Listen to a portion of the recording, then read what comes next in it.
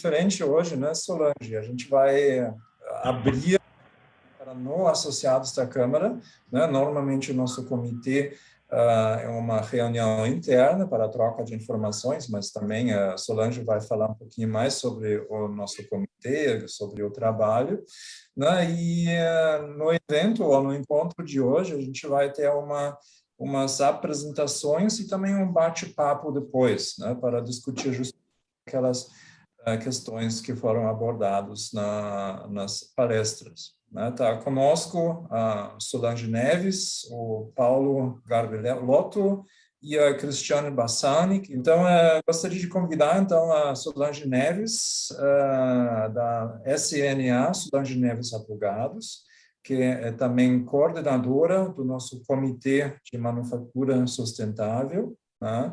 E ela é advogada, formada na Unicinos, e recentemente, né, então não vou ler todo o teu currículo aqui, mas está voltando também de Barcelona agora para fazer um curso, para ter uma experiência também bem bacana lá na Espanha, e talvez também tu pode falar um pouquinho sobre isso. Então, Solange, por favor, a tela é tua.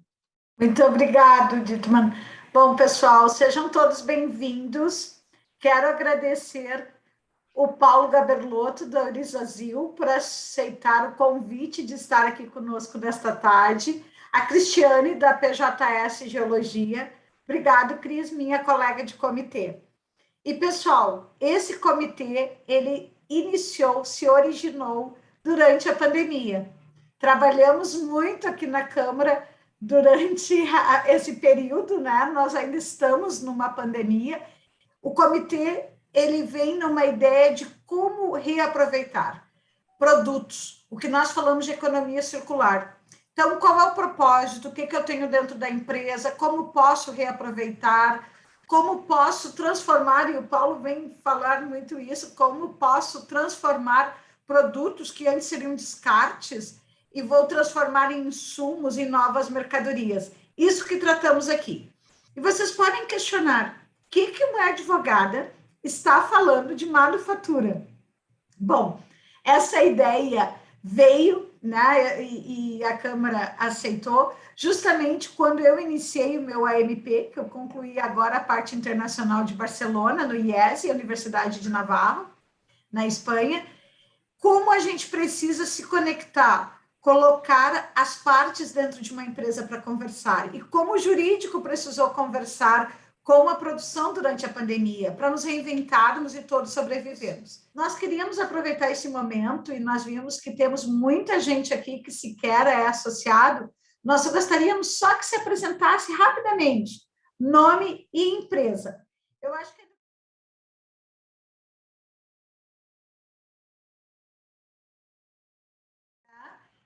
então, eu vou passar para a Cristiane, minha colega de comitê. Cristiane.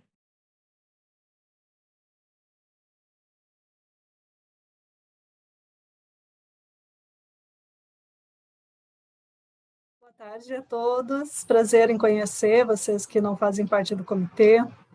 Eu sou a Cristiane, eu sou engenheira química na PJS Geologia, que é uma empresa associada à Câmara Brasil-Alemanha. Já vou começar tomando uma água.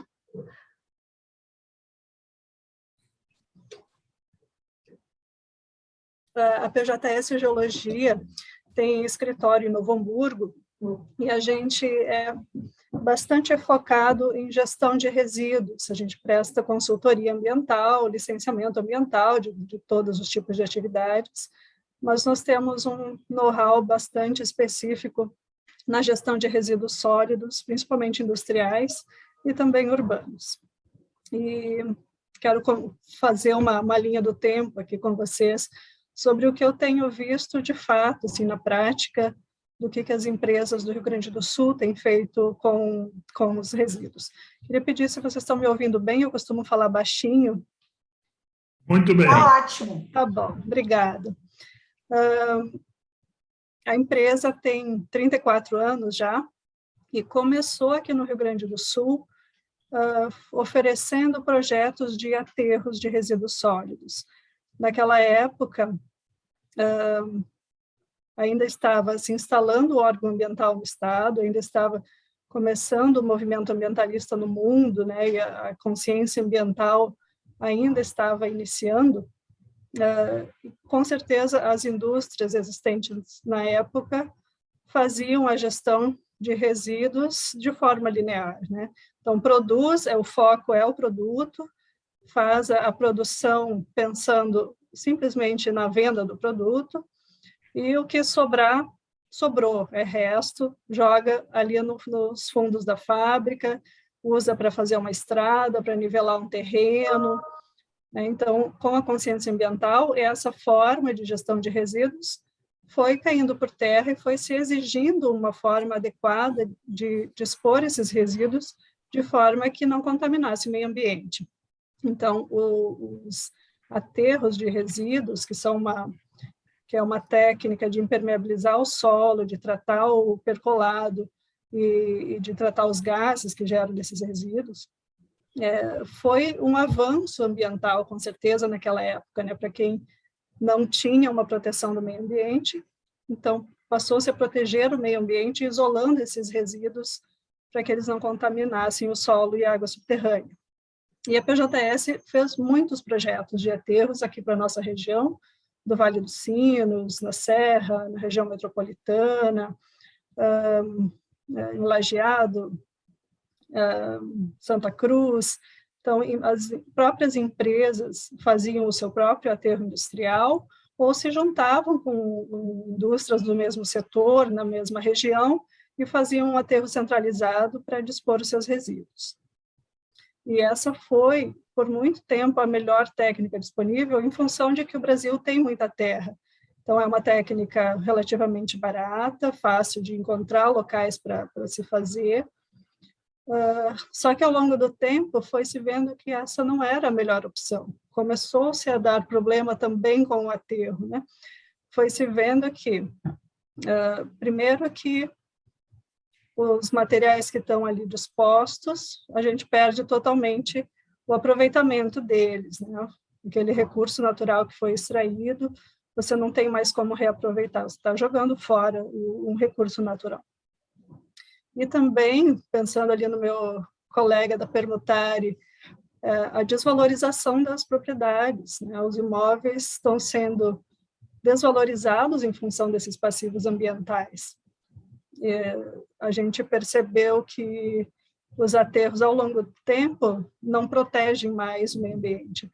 A impermeabilização tem, sim, uma vida útil, com o tempo há vazamentos. Hoje em dia, a PJS, o principal serviço da gente é fazer monitoramento dessas áreas que estão encerradas já, né? Depois que se encerra um aterro, por norma, e a FEPAM tem cumprido isso, é que se monitore essa área por mais 20 anos, no mínimo. Então, o nosso trabalho tem se focado muito nisso, né? As indústrias, principalmente aqui da nossa região, têm optado em deixar de usar o aterro e buscando outras alternativas para esses materiais, de forma a aproveitar esses resíduos, né, de extrair menos recursos, de conseguir algum dinheiro com a venda desse material, evitar os custos do monitoramento, né, desse passivo ambiental. E aí eu tenho a felicidade de ver isso acontecendo nos últimos anos, com os nossos clientes também, né? Eu percebo que, pelo menos por volta de 2010, a gente vê na prática coisas aqui no Rio Grande do Sul para aproveitar melhor os resíduos. Eu tenho um exemplo aqui para trazer para vocês, que é o do coprocessamento. A PJS participou, por volta de 2010, do licenciamento da primeira unidade que fazia o coprocessamento com resíduos da indústria calçadista. Então, essas empresas que colocavam os resíduos em aterros passaram a enviar os seus resíduos para cimenteiras, lá em Candiota, Simpor, na época, agora é a Intercement, que faz o coprocessamento. Então, tem pelo menos duas empresas, aqui é a Proambi, e a Renova, que são responsáveis por captar esses resíduos industriais, fazer uma blendagem e eles que enviam para a cimenteira. A cimenteira utiliza esses resíduos tanto como uma alternativa de combustível, como incorporando ao produto final deles, né?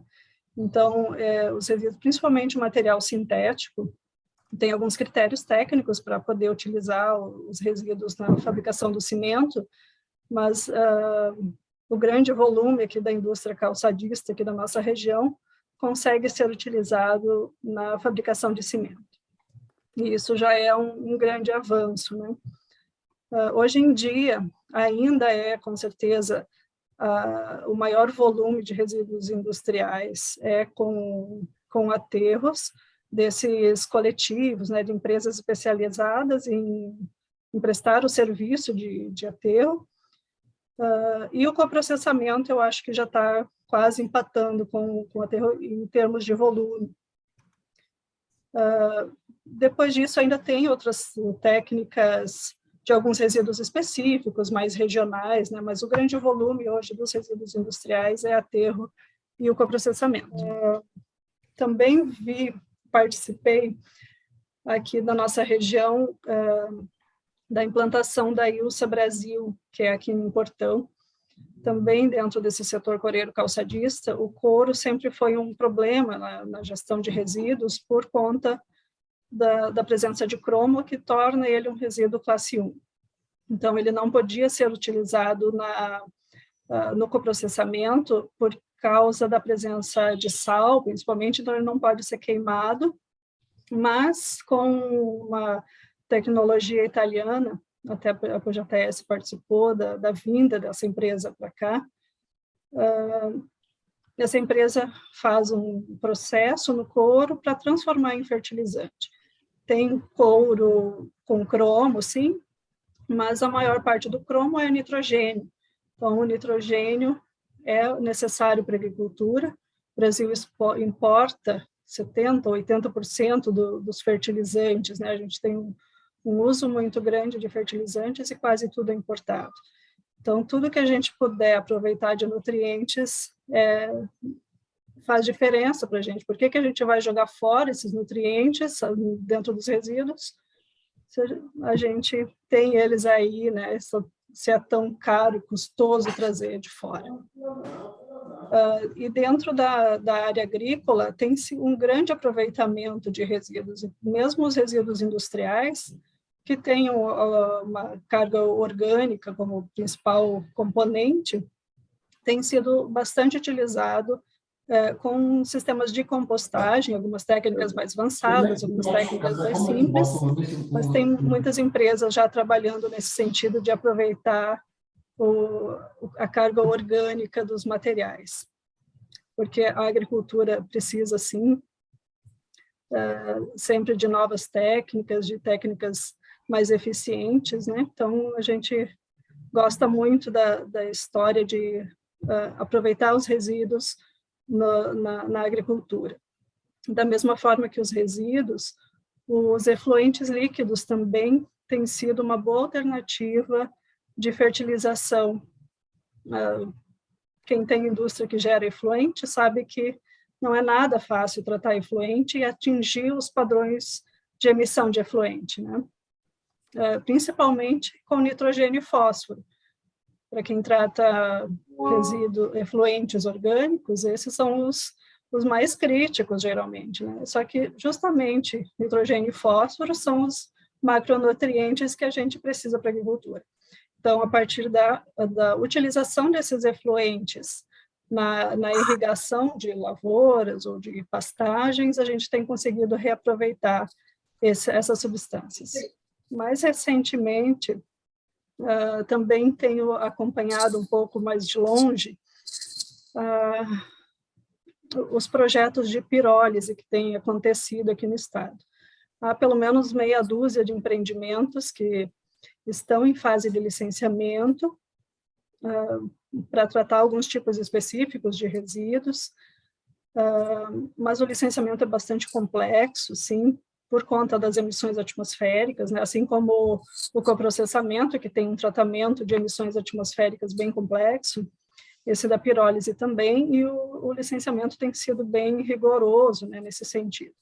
Mas é uma técnica que está vindo aí e vai ser uma boa substituta ao aterro também. Resumindo tudo isso que eu trouxe, eu acho que sim, a gente tem evoluído nas técnicas, tanto a questão do consumidor estar mais consciente, cobrar isso das empresas, como, de uma forma geral, né, as empresas percebem que pensar em todos os aspectos fortalece a empresa, né, perpetua a empresa de uma forma que todos saem ganhando. Então, eu tenho percebido isso, né, não é só um discurso, assim, não é uma novidade, é uma coisa que vem crescendo, sim, né? Para mim, a circularidade, a sustentabilidade e o ESG estão aí já acontecendo.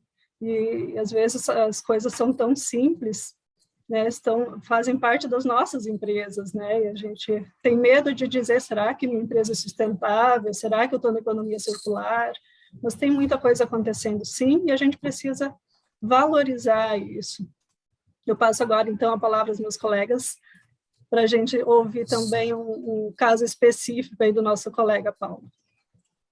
Então, Paulo, pessoal, o Paulo vai fazer uma apresentação, e agradeço, Cris, porque eu acho que tu colocaste muito bem o que a gente debate aqui no comitê. Paulo foi nosso convidado, né? E nos traz um pouquinho, porque o mundo muda, né? O tempo todo. Essa é a verdade. E sustentabilidade está no dia a dia, é uma necessidade. Paulo.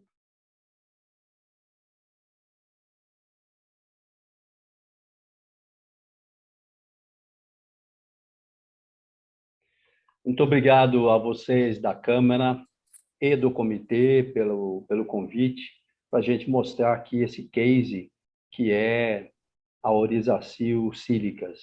Eu vou pegar aqui a apresentação. Então, eu preparei aqui o case da Orizacil para mostrar para vocês em poucos slides. Preparei uma historinha de como essa ideia começou e como o projeto tem evoluído aqui no Brasil. Então, tem aqui uma pequena agenda que vou mostrar a origem da Orizacil. Sílica precipitada é um produto químico, que é a razão de nós estarmos investindo aqui no Rio Grande do Sul, que é um processo circular, e o grupo MPC, que é um grupo alemão que detém a propriedade desse negócio. E aqui no Rio Grande do Sul se concentra a maior produção de arroz do Brasil. É uma produção grande. É uma produção na faixa aí de 13 milhões de toneladas de grãos.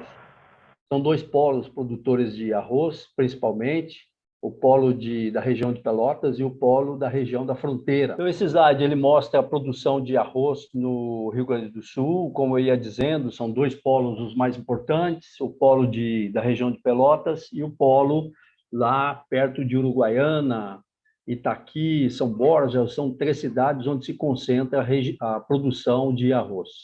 São grandes fazendas de 10, 15, 20 mil hectares de arroz plantado, e são grandes moinhos da Camil, Josapar, que concentram o recebimento dos grãos de arroz que vem da agricultura, guardam isso em silos e descascam esse arroz durante o ano todo.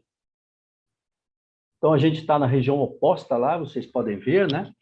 E o que acontece com esse arroz descascado durante o ano todo? O alimento vai para o mercado, tem o arroz para alimentação humana, tem o farelo que entra no mercado de ração animal e etc., né? Óleo de arroz e outros derivados do arroz, e a casca vai para depósitos como esse que aparece nessa foto. Esse depósito é uma área de terreno que foi comprado pelo moinho descascador de arroz, pela Josapar, pela Camil. Foi preparada essa área, foi cercado, feito curva de nível, foi feita uma instalação mínima, porque existem pessoas trabalhando lá, existe um custo fixo envolvido para administrar essa casca. o transporte que leva a casca do moinho até o depósito, existem lá máquinas pá carregadeira, reto, para fazer com que esse monte da casca fique o mais alto possível e ocupe menos espaço em área, né? De fato, é um problema administrar. Existe arroz também lá em Santa Catarina, na região de Criciúma, e aquele arroz lá, aquela casca de arroz lá, ela é usada para piso de granja, de frango, de suínos. Então, lá tem uma utilização para essa casca.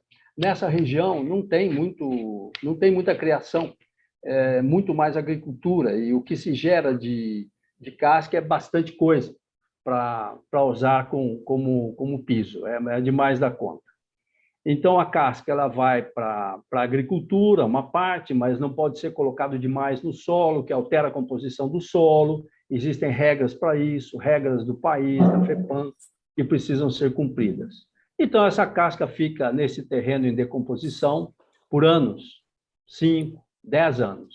E nesse período de decomposição, como a casca tem uma parte orgânica, 80% dela é orgânico, ela gera CO2, gera gás metano, como qualquer lixão, e isso tem um impacto ambiental importante. Baseado nessa disponibilidade da biomassa, o grupo MPC, lá no começo dos anos 2000, da década de 2010, o grupo investiu numa unidade para queima da casca e geração de energia elétrica na cidade de São Borja, a usina termoelétrica de São Borja, essa que aparece aí na foto. Então, essa usina começou a queimar a casca, principalmente uma casca lá do arroz piraí. O arroz piraí é de um empresário conhecido, principalmente pelos gremistas, chama Celso Rigo, que fica lá de vizinho de cerca, praticamente, dessa unidade. Então, essa unidade começou a queimar essa casca, gerar energia e colocar no grid. E o pessoal se deparou com a dificuldade de encontrar aplicação para cinza, que é o resultado da queima da casca. 80% a parte orgânica queima, sobra 20%. O que fazer com essa cinza? Voltar para a agricultura é possível, sim, porém também tem o mesmo problema da casca. Existe limite para não alterar a composição do solo e por aí vai. Bom, então o grupo ficou com esse passivo, começou a aumentar o passivo de cinzas lá naquele lugar. E a questão foi desafiar os engenheiros e o pessoal de business aqui da região para encontrar o que fazer com essas cinzas. E então foi estruturado esse projeto, que é uma unidade, dessa vez na cidade de Itaqui, para usar a cinza como matéria-prima e produzir um insumo da indústria de pneus, um insumo feito pela indústria química que vai para a indústria de pneus, que chama-se sílica precipitada. Não só pneus, existem outras aplicações, como o creme dental, por exemplo, é o segundo maior consumidor de sílica precipitada para fazer o creme dental gel. O creme dental pode ser feito com um carbonato de cálcio que é branco, né? Se for fazer um creme gel, preciso usar a sílica precipitada. Então, Colgate é um dos maiores usuários de sílica precipitada no mundo. Então, foi montada essa linha de produção, uma primeira linha de produção na cidade de Itaqui, de um projeto de 25 mil toneladas de produção da sílica precipitada, foi montada uma linha para produzir 5 mil toneladas ano. Uma prova de conceito. Vamos ver se isso funciona. Se funcionar, o grupo alemão investe. Eu aprendi que os alemães são muito desconfiados. Então, por isso que eles falaram, vamos fazer uma linha, se isso funcionar, a gente investe nas outras linhas. E que foi uma decisão sábia, foi uma decisão importante, porque esse tipo de produto, quando entra na cadeia automotiva de pneus, ele leva 2, 4 anos para ser aprovados. Então, se nós tivéssemos construído as 5 linhas de uma vez, teríamos um baita de um problema na mão, que a fábrica estaria parada esperando a aprovação dos clientes. Esse é um processo circular na cadeia do arroz. Então, do lado esquerdo tem aí a plantação de arroz, o grão de arroz. Né? Esse grão de arroz colhido pelo agricultor, ele vai para o moinho, lá para uma Camil, Josapar. A Camil descasca o arroz vai para o mercado, a casca vai para o depósito ali do lado direito, aparece a figurazinha do depósito novamente. não fosse nós darmos uso para essa casca, a casca ficaria lá gerando CO2 e gás metano. Então, nós estamos, ao invés da casca ir para o depósito, ele vai para a nossa unidade de geração de energia. Geramos energia, o resultado da queima, que é a cinza, ele entra para a indústria química, e com essa cinza, o que nós buscamos é o silício que está dentro dessa cinza.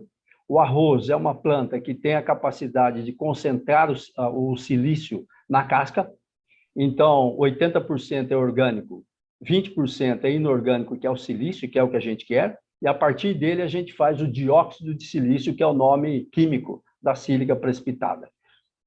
Esse material, ele ganhou uma notoriedade, ele passou de ator coadjuvante para ator protagonista na indústria de pneus. E isso aconteceu dos anos 2000 para cá. O pneu, ele é feito, obviamente, de borracha, e a borracha ela é formulada. Ela precisa de 10, 15 ingredientes que complementam a formulação para que a borracha tenha as características que se busca, tanto para um pneu como para um solado de sapato. Parece uma cozinha. A borracha, vai lá, seria como a farinha do bolo, e depois no bolo você coloca ovos, leite, açúcar, fermento, etc. Então, na formulação da borracha idem, você coloca uma série de ingredientes. Normalmente, a borracha é preta porque se usa um outro insumo químico que tem a mesma função da sílica, que chama-se negro de fumo, que é feito por grandes empresas multinacionais como Cabot, Birla, Carbon, Orion. São globais, que têm base de produção no Brasil, têm base de produção fora. O mercado de pneus aqui no Brasil é muito forte. A indústria de pneus aqui é robusta. Os principais atores globais estão presentes aqui no Brasil. A função do negro de fumo é dar resistência mecânica na borracha, durabilidade. Sem uma matéria-prima desse tipo, a borracha não tem durabilidade. O pneu não duraria. E o enxofre, que é o elemento responsável pela vulcanização do pneu, que dá a forma, que fixa a forma do pneu, que transforma esse composto, esse polímero que está sendo formulado da forma termoplástica para a forma termofixa. Termoplástica, a gente pode entender como uma vela, por exemplo. Você coloca fogo na vela, a vela derrete. Se você pegar o que derreteu da vela e colocar numa panela, esquentar isso daí, você faz uma outra vela. E assim infinitamente. No caso do pneu, ele virou um termofixo. Uma vez que você vulcaniza, você fixa a forma. É como um ovo. Um ovo cru, depois que você transforma o ovo cozido, ele não volta mais para o estado cru. Então, o pneu ele não volta mais para o estado termoplástico. Ele é termofixo, vulcanizado. A vulcanização foi descoberta por um sujeito chamado Charles Goodyear, lá nos Estados Unidos, em Akron, na cidade de Akron, que hoje é conhecida como a capital da borracha. A sílica tomou o espaço do negro de fumo no mercado de pneus, principalmente na banda de rodagem, que é essa parte que toca o chão. Pelo seguinte, o pneu, quando toca o chão, ele deforma. E essa deformação ela precisa ser recuperada até que o pneu toque o chão novamente. Então, a cada ciclo, essa deformação precisa ser recuperada. E ela é melhor recuperada numa borracha formulada com sílica. E isso faz com que, se a deformação, foi aplicada uma solicitação e esse pneu deformou quando ele tocou o chão, se ele recuperou, esse pneu terá menos perda de energia, porque ele recuperou uma solicitação que foi aplicada nele quando ele tocou o chão.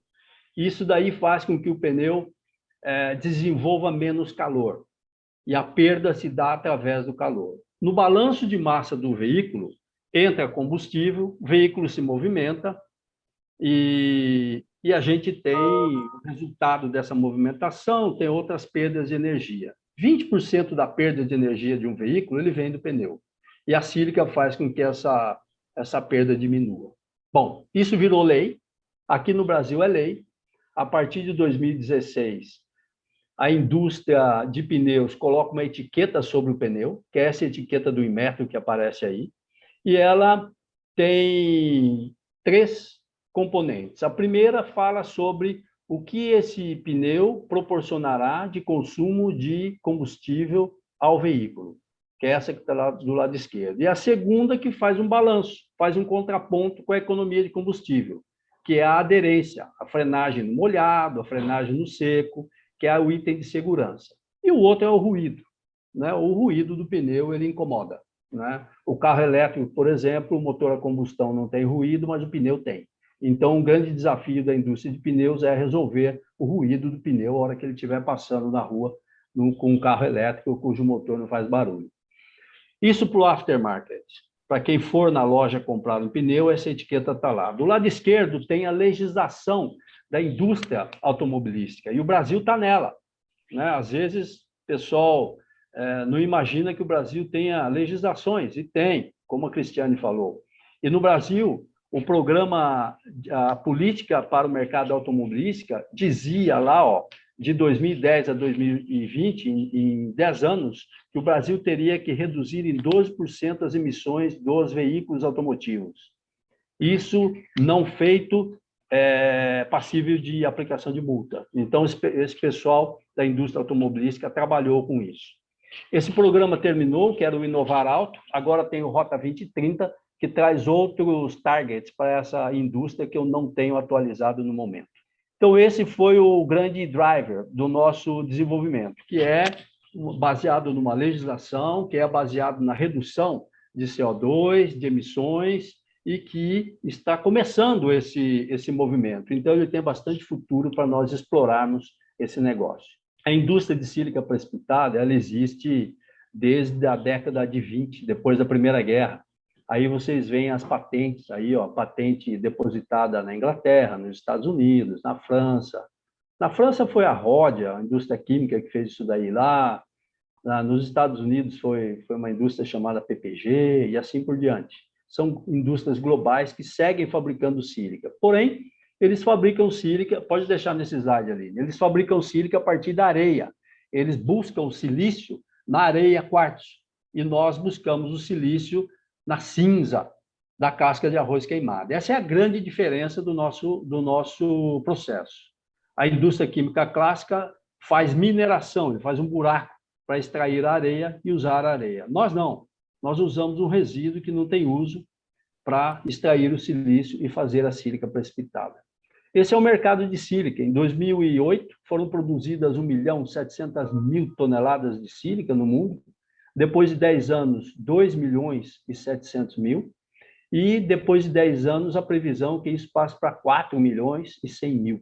Esse crescimento ele tem aumentado, se vocês percebem, nos últimos 10 anos, justamente em função do uso da sílica no mercado de pneus. A sílica é cativa no mercado de calçados. Tá lá aquele tênis lá que você gosta lá, Solange, da marca Veja, Vert. Esse pessoal, eles trabalham com um conceito sustentável muito forte. Tem muito orgulho deles. Pois é, e qualquer calçado que tenha sola de borracha vulcanizada, ele tem sílica, mesmo que seja preta, porque o que não se deseja numa sola de calçado é que ele risque pisos claros. E tem no escritório, na casa, na quadra de basquete da NBA. Então, se o calçado, se o solado estiver, ao invés da sílica, reforçado com aquele outro insumo, que é o negro de fumo, ele vai deixar marcas no piso. Isso não é desejável no mercado de calçado. Então, por isso que a sílica é cativa no mercado de calçados. A Veja produz somente no Brasil.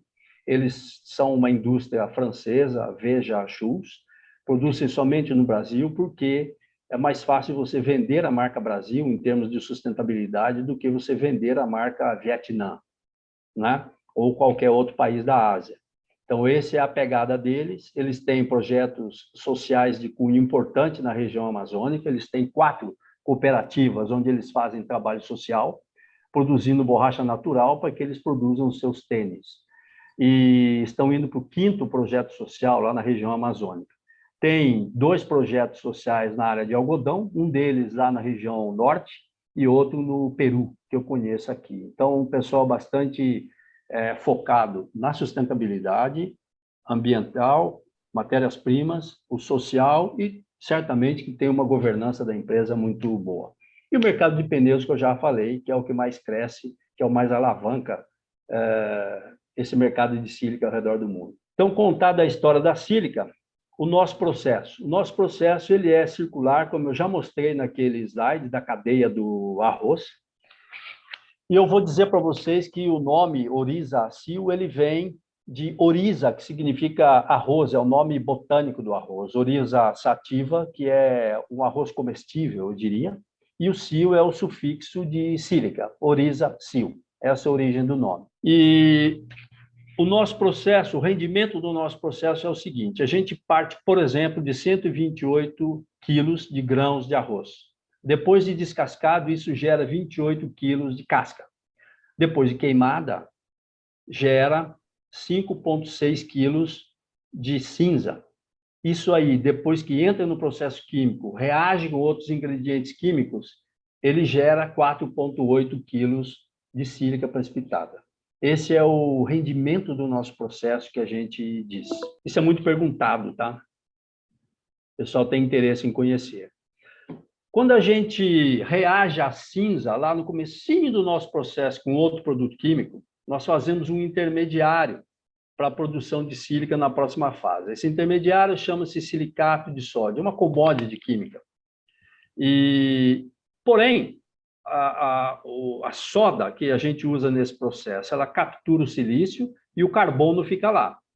Nós separamos o carbono desse líquido num processo de filtração. E esse carbono, ele funciona muito bem como um carvão ativado. E nós testamos no processo de tratamento de efluentes da indústria têxtil. A tinturaria têxtil usa uma química pesada. A Cristiane citou o couro, né? Agora há pouco, que é outro mercado que também usa uma química que não é mole. Então, nós aplicamos esse carvão ativado no efluente tratado, que a indústria têxtil, ela captura a água do rio, trata, usa na sua indústria, ele trata o efluente e devolve para o rio. O nosso objetivo aqui é tornar o efluente dele, ao invés de devolver para o rio, água de reuso. Então, por isso, nós aplicamos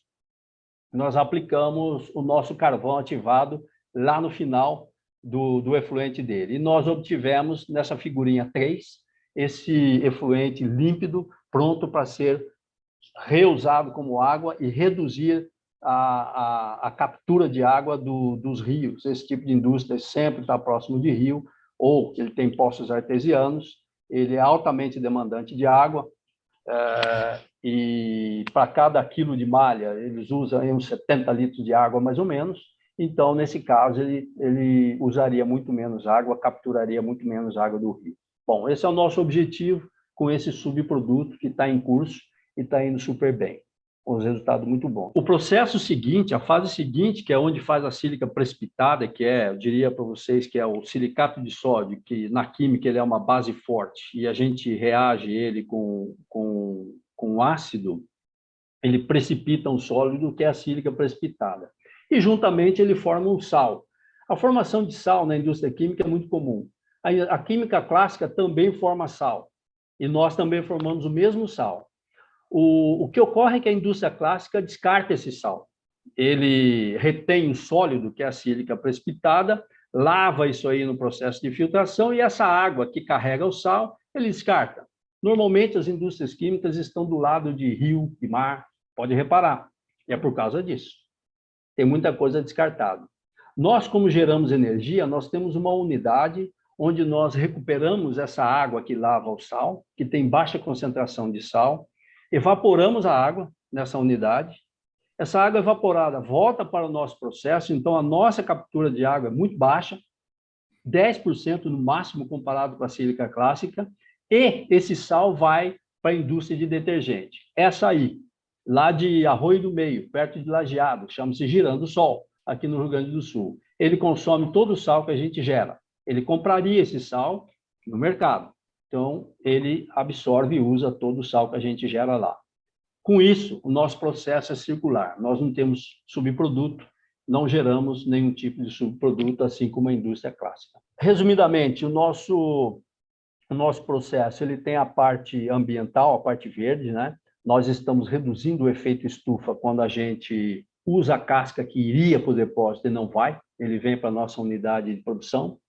A nossa matéria-prima é de fonte renovável, é um resíduo, então nós não fazemos mineração, né? Nós usamos um resíduo, é outro impacto positivo que a gente tem.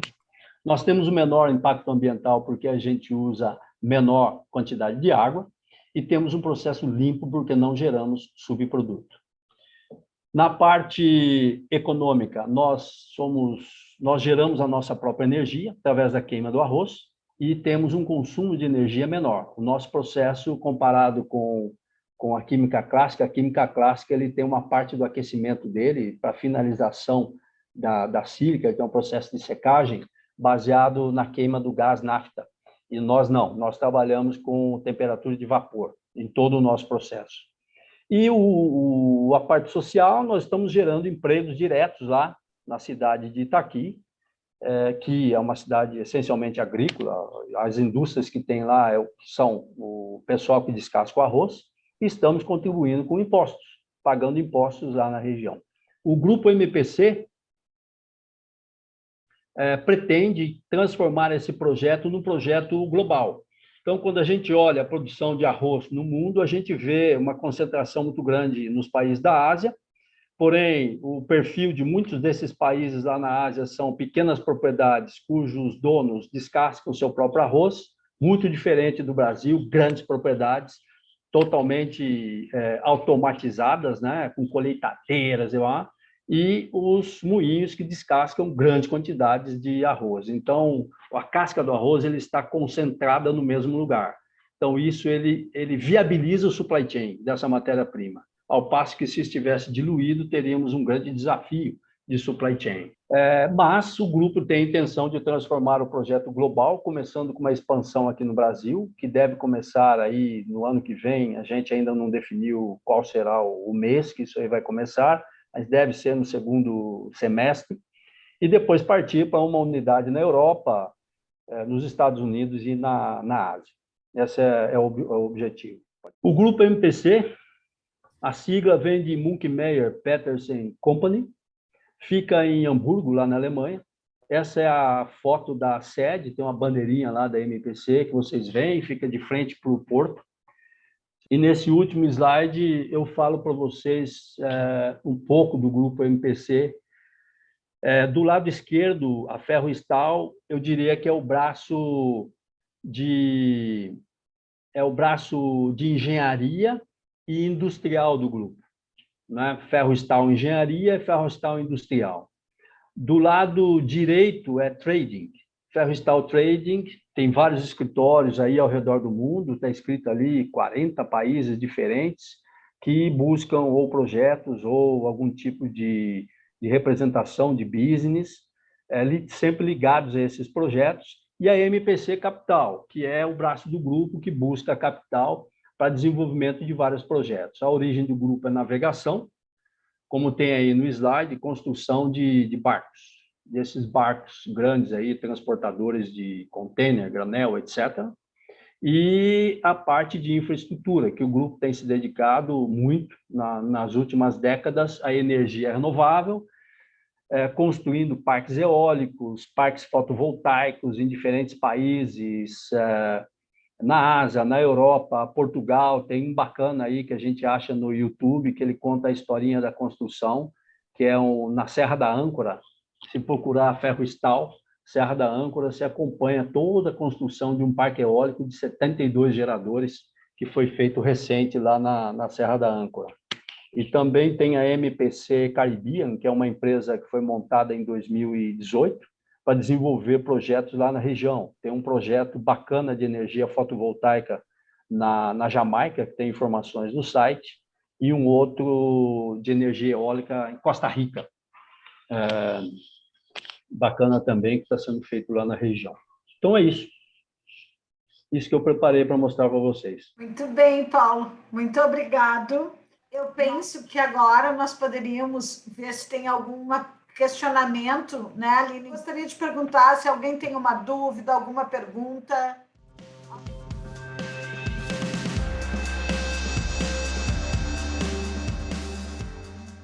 Nós vamos, com isso, encerrando o nosso encontro de hoje, cumprindo o horário que faz parte aqui do nosso comitê. Estamos todos aí conectados, que foi a ideia da conexão de um comitê de sustentabilidade. Precisamos falar muito mais, Paulo, sobre o tema. Economia circular faz parte para a mantença, para a perenidade de um negócio. Acho que a Cristiane trouxe isso muito bem na sua fala. Nós do direito também, principalmente, aí a minha colega que também é do direito, né, a Paula, nós do direito precisamos nos envolver, e até porque, como o planeta é de todos nós temos um compromisso, temos que ter um propósito de vida, que é deixar esse mundo melhor para as gerações que vêm depois da gente, né? Afinal, mesmo que a nossa vida um dia seja finita, a das demais gerações, elas têm o grande mérito de receber um país melhor. Acho que esse é o legado nosso. Então, assim, da minha parte, agradecer ao Paulo, que se dispôs a apresentar, os meus colegas aí de Câmara e do comitê, principalmente, através aqui, Albert, Cristiane e Flávio, e, sem sombra de dúvidas, esse comitê nos conduziu aí para muitas coisas durante o ano, tem muito mais coisas. A Aline e o Dittmann, pela Câmara, obrigado pelo apoio, por estar sempre ali presente. O comitê fez muita inovação. Então, gente, muito obrigado. Se não nos vermos ainda em 2021, até 2022, com muitas ideias. Tchau, Obrigada. Até a próxima. Tchau. Obrigado.